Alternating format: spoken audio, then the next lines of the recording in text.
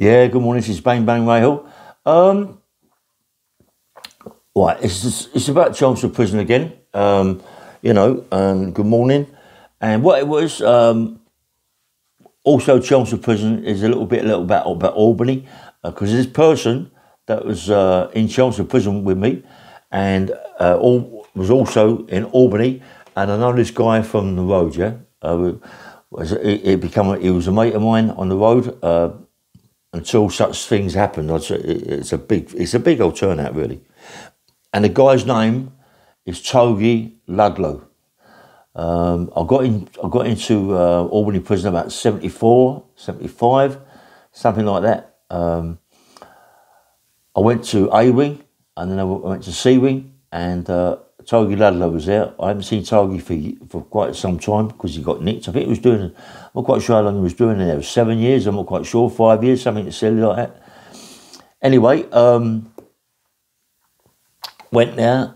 Togi introduced me to loads of people, and become my mate. He was a mate of mine, wasn't he? I mean, come on, we was on the road together when I lived in Acton.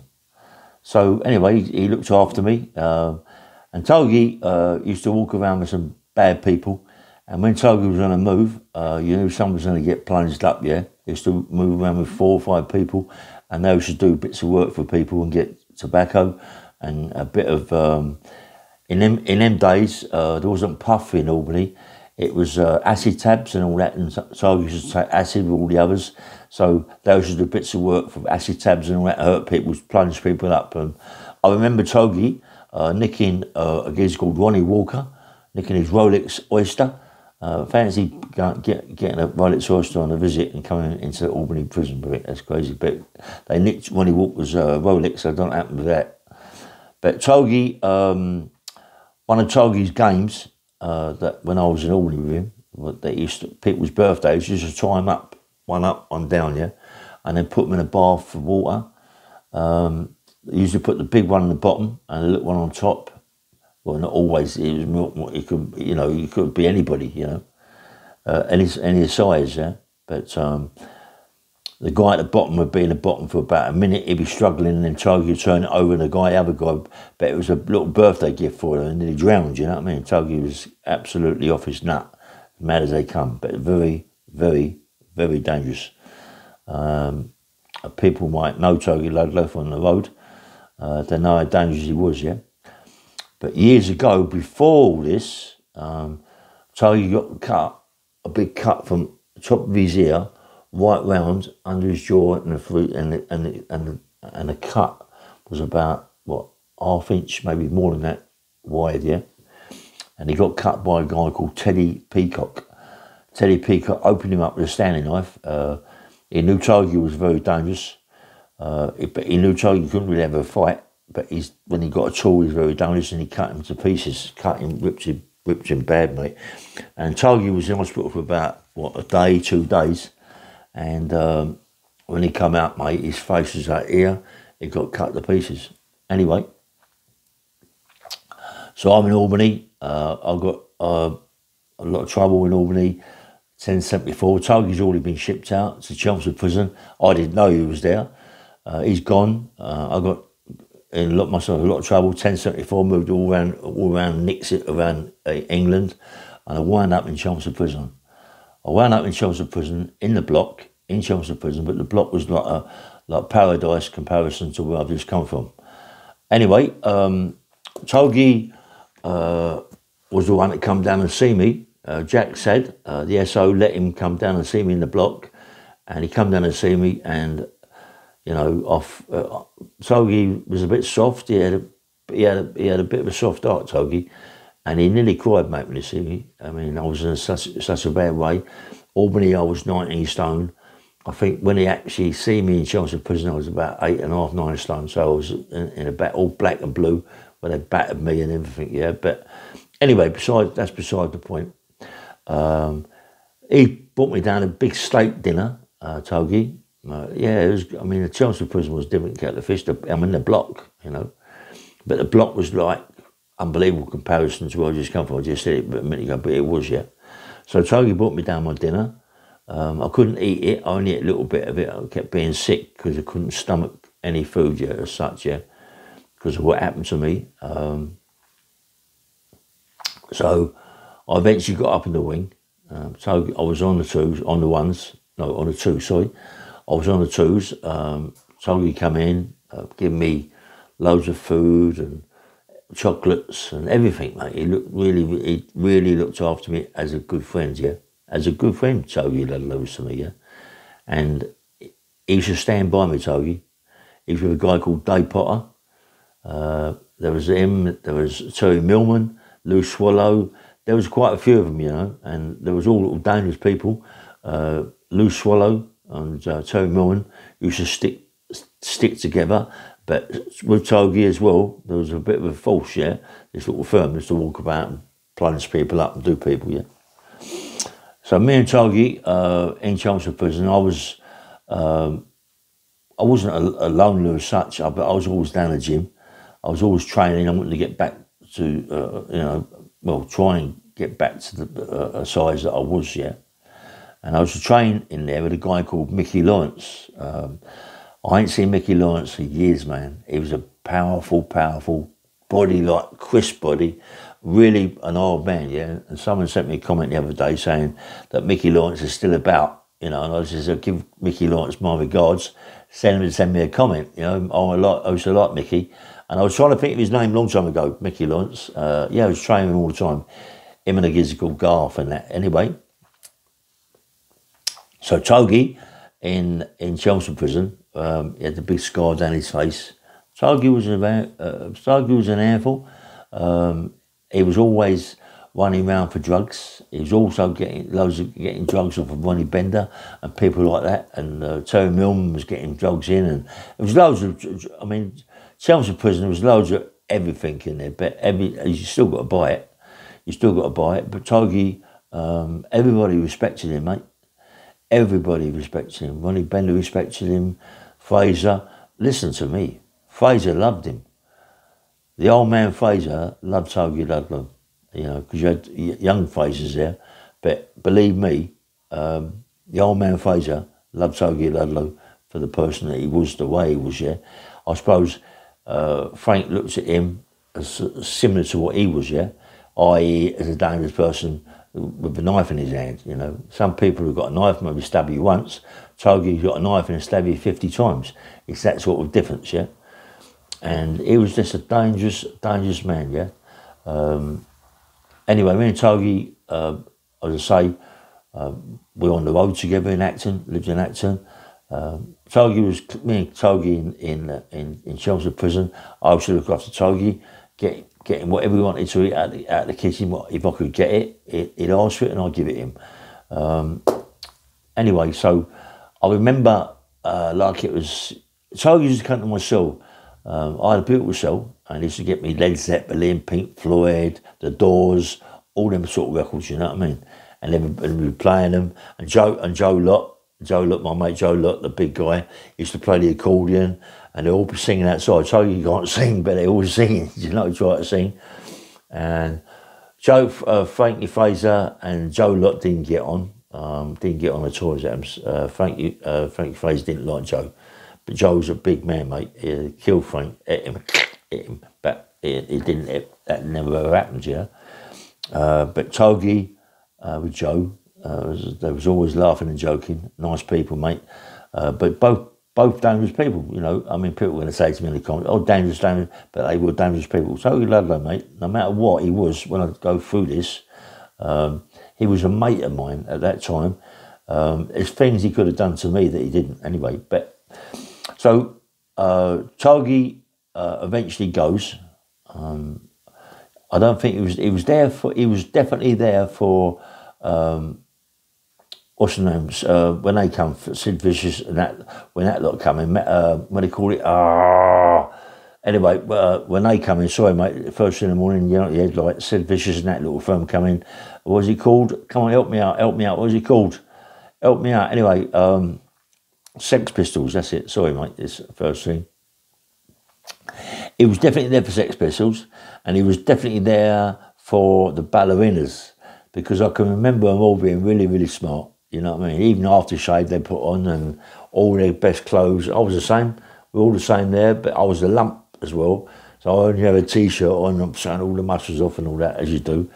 But you got no chance. It's only like you're making sort of a fool, really, but that's how it is. And I can remember Togi, when he was on the Sex Pistols, with all that, like Terry Millman, Lou Swallow, little Davey, and and there was a few more that he was with that was complete and out nutcases. They were lucky, very lucky, to get out of there, out of Chelmsford Prison in the gymnasium, alive, or not cut up to bad, Sex Pistols, for what they said about Chelmsford. But evidently, they made a record about Chelmsford Prison. I think you can check it out, Sex Pistols, when they visited Chelmsford Prison, but they caused plenty of aggro, mate.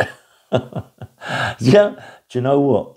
When you think about it, yeah, everybody out there on the road who's looking at my podcast, or my videos, there ain't no one out there, except the people that was there with me, that know about this, that have been there, seen it, done it, shook their hands, mate.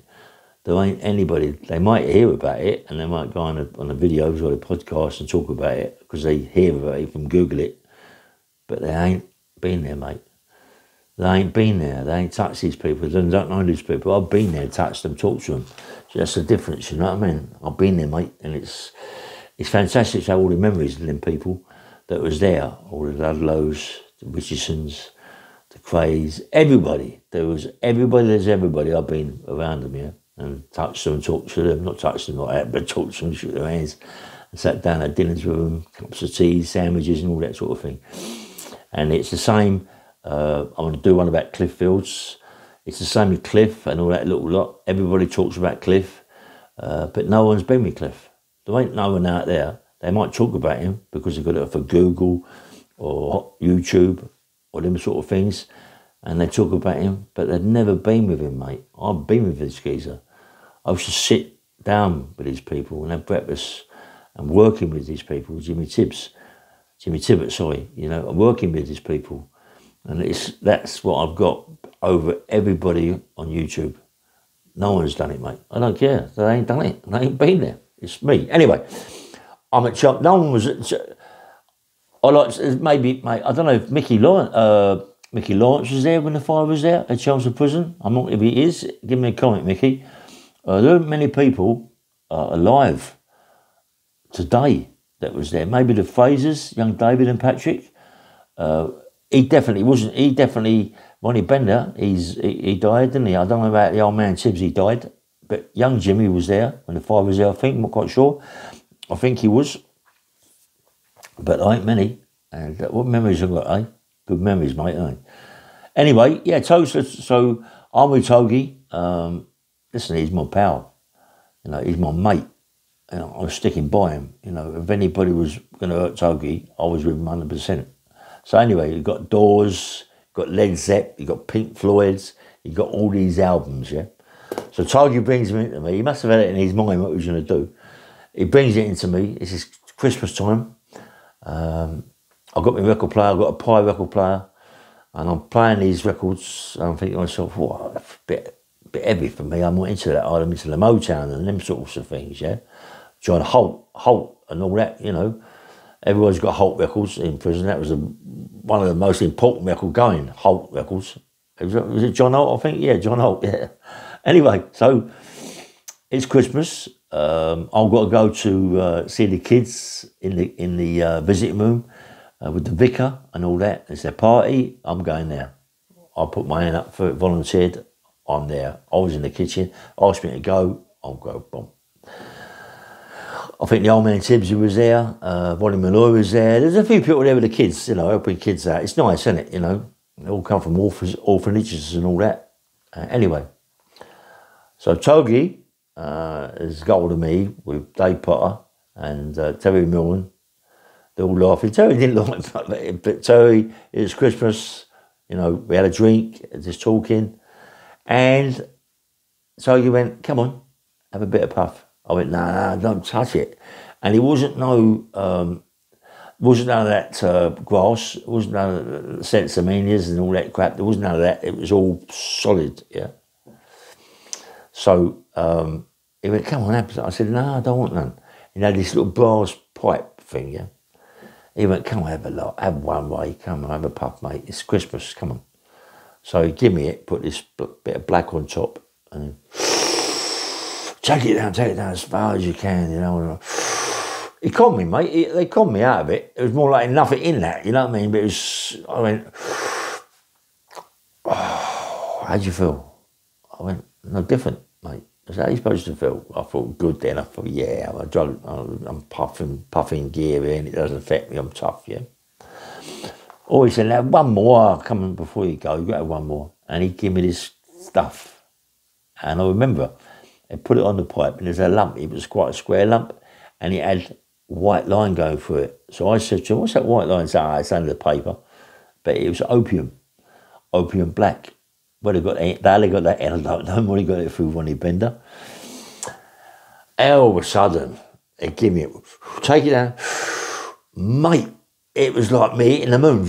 Rocket. I was gone. I was in bits. Wow, man. I walked back to my cell, my legs shaking. They were shouting at me, Togi, and all that. Like, it was going, oh, yeah, like that, mate. And all of a sudden the bell went, bong. So they're shouting out to people for the visit room, for the kids' party, come down. So I went down there. Now, I swear, I'm out, everyone's laughing. They're looking at the railings at me on the centre. Everyone's laughing, and I'm in a right bad way. I'm going to put on the thumbnail Chelmsford Prison when it burnt down. And if you look up to the right, I'm going to show you, if you look up to the right, on the ones there, my cell was about the third, fourth one along, yeah? Maybe a bit more, anyway. It's nice to see it after all these years, you know what I mean? So I'm downstairs in the centre, they're all laughing over the railings at me.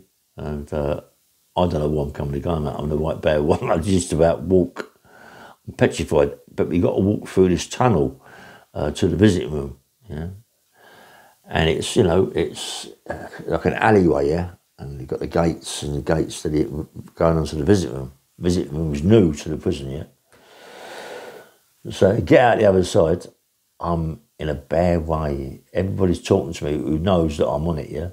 And man, I don't know what to say. It's crazy. I'll get to the visiting room and I'm in a bad way. Togi Ludlow, I could have killed him, I swear. I was in a bad way. Anyway, I got into the visiting room and I could see the kids running around and it was good to see the kids, but I didn't feel right. I could have been danger. I could have gone mad, smashed the gaff up. You don't know, you know what I mean? So when the vicar come up to me, dressed like the Father Christmas, that was enough for me. Do you know what I mean? With a beard and all that and a white collar. And I went, whoa, that was it for me. I had enough. And I said, no, I've got to get out of here. So I said to the screws, let me out. They said, what's up? I said, I don't know, but I don't feel good. And they half knew what had happened, you know. They half knew that I was gone, stone, gone. They took me back to my cell as quick as possible. Got in the cell, slammed the door.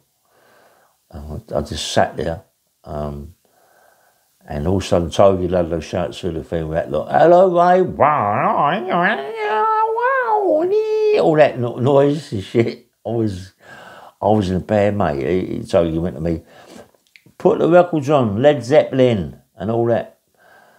Put that one on and all this, that, the Doors, put Pink Floyd on and all that. And I'm going, yeah. So I put it all on. Now I'm into it. I'm into the records. They're lasting for a week, it seems, you know, each one.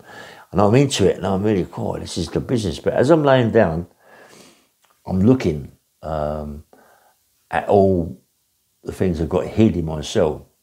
Like everybody in Chelmsford Prison has got tools. They've all got them. They just need they've all got them. And I had these big nails that Tony Lawrence gave me, these 4-inch nails, yeah. And I was going to hold them and just plunge all that sort of thing. It isn't my game, but we've all got them. I hid the Stanley knife, and I hid the nails, and I was kept looking at them, and it was hidden, but I knew they was there, and I was frightened because they're going to come out and stab me, or I was going to kill myself, yeah.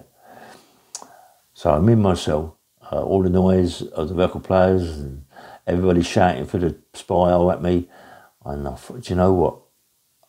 The longest, when they opened the door for me to go down to my tea, I just slammed the door as quick as I could. It's Christmas, mate. We had Christmas dinner in the afternoon. Anyway, so I'm gone, mate. I'm in a bad way. Bad way. And that night was the longest night that I've ever had. If Father Christmas would have walked through that door, I'd have believed it. I swear. It was that sort of tripping. I was just gone. In the morning, went to the kitchen. I was okay, but I was still a bit like that, yeah. And everybody that walked in the kitchen, people that knew that I was on it, the old man Tibbs and all that lot, and Gorgeous George and Alan Dixon's, and all that was laughing. Ronnie Malloy, he come over to me, he said, "Do you want to take some parcels back with you?" I shit myself, he was just taking the piss. But we all had a laugh, Christmas. Togi was a diamond, mate. He was a mate. He was the first guy that I ever see in Chelmsford. The first company come down the block and give me dinner. You know, heart of gold, mate. And nearly crying when he see me. And Togi's a mate, you know, a mate. But lots of things have happened to him over the years. And it's a shame to say this, but we was all in our 20s, 76 there, 76 when I went there, 76, 75, 76, yeah, 76. Was it 75, 76 anyway? I was what? How old was I then? 71, I was 20, what was I? About 24, 25, maybe. Togi was maybe a bit older, not a lot older than me, maybe a year older, that's about it, maybe the same age. But Togi was, I think, yes, Togi was there, and then the Nick got caught light, and everyone was gutted. You know, being in a prison was you can get anything you like, and it's just a relaxed sort of place. What prisons you go to where they've got ballerinas and they've got the Sex Pistols? There isn't one. No one on this planet is had that, mate. Do you know what I mean? Fantastic. I mean, I was there, mate. I lived that life, yeah. And then Togi gets out. I get out. I've seen Togi 3 or 4 times, and, we're just pals. And I only found this out, 6, 7 months ago? Not even that. And I never even knew this, that Togi become a supergrass. He was grassing, I think he grassed something like 58 robberies, burglaries and all that. Afraid, all sorts of things he grassed up for. He grassed people up for 58. And some of the people he grassed up, Alan Burns, a lot of people know Alan Burns, who shot the security guard. I'm not quite sure if that was one of the cases. Killed the security guard, didn't he? Manslaughter, I think that was the one, one of the ones. Alan Burns then had it on his toes, and he got caught in Holland, was it? Holland, something like that. And now he's got dementia or something like that. But Alan Burns was a proper guy, mate, dangerous guy. Come from East Acton, and it's a shame, It was, there's a few other people's names there, but I don't want to really mention, that got grassed up by Togi. And Michael Mansfield, I believe, is the best QC ever for criminality, for criminals, yeah. Michael Mansfield, he cost a fortune, but if you had him, you had good chances of walking. And he was a good man, Michael Mansfield. That's the sort of people that Togi grassed up. had as their QC. So Michael Mansell was mustard, yeah. So anyway, it's I can't say what can I say. It just shook me when I heard. Shook me, yeah. I couldn't believe it, you know what I mean? Because all this time I've known Togi, but what made it even worse, that I hear, listen, how true it is, I don't know. Someone told me that you can Google it and it comes up. I didn't want to Google it, mate. He's a mate, you know, and there's a lot of people out there, and there's an old saying, people that live in glass houses shouldn't throw stones, because there's a lot of people out there that done more or less the same things that he did, but not in a big way like that, yeah? But what made it worse for me, that he was in Chiswick Police Station, and in Chiswick Police Station, they give him a colour television, and they even let him out of Chiswick Police Station to walk around Chiswick and Acton and go to see his girlfriend and all that, and maybe doing bits of work, and it's also grass people up. But I don't think, anyway, how can someone be a supergrass? They're letting him out of the cell. He's walking around Chiswick, he's walking around Acton, going to see people that he's supposed to have grassed up. Go and talking to them. You know, anyway, it's all, even, I think it obviously he must have gone to court. He must have gone to court. Did he give evidence? I don't know. Did he write a statement? Maybe. I don't really know nothing about this thing. I don't want to Google it. People say to me, Google it, it's on Google, this, that and the other, yeah? But I don't want to, you know what I mean? But as I said, people that throw stones shouldn't live in glass houses, because there's loads of people out there do the exact same thing, but in a smaller version, yeah? But Togi Ludlow, I believe that he grassed a lot of people up when he was 35. So when he was at Albany and when he was at Chelmsford with me, he was 26, 27. So he done it later on in life. I'm just gutted really that he went like that, because he was a mate. And he was a mate that at that time, outside on the street or in prison, that he would stand by you 110%. He would never leave you, mate. He'd be there. And even if he got stabbed to death, he'd be there, mate, all the time with you. You know what I mean? Honestly, he's that sort of guy. And I just gutted when people told me about it and told me to Google it. And I went, nah, I'm not going to Google it, mate. I don't want to know, you know what I mean? It's enough for you to tell me about me Googling something, you know what I mean? Anyway, this is Bang Bang Rail. Please press the like button and subscribe. And, you know, and that's life, innit? And it's what goes on, goes on. Bye-bye.